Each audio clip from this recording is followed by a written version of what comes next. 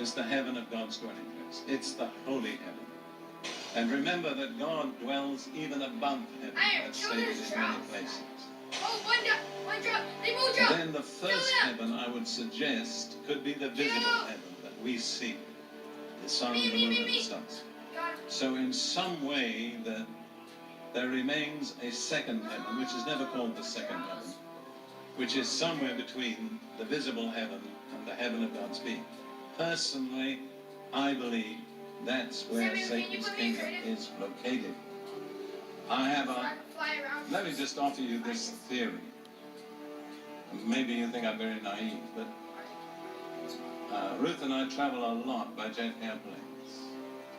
And recently, on the way from New Zealand to Singapore, we were flying at an altitude of 39,000 feet, which is a long, long way up.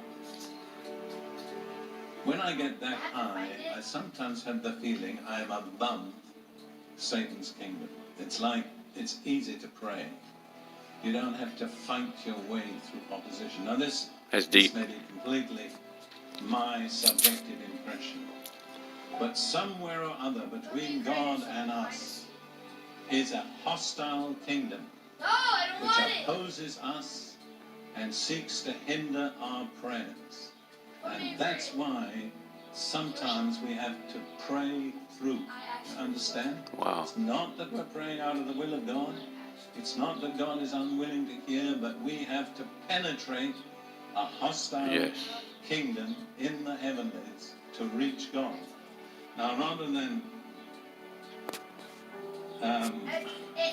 speculate, I want to give you a passage from the book of Daniel, which very clearly reveals that this is so. I'm not going to read the whole chapter, but if you're interested, you will be well to read the chapter for yourself later. Daniel chapter 10. This chapter relates how Daniel set aside a period of 3 weeks for special prayer. And he did what we've come to call a Daniel fast.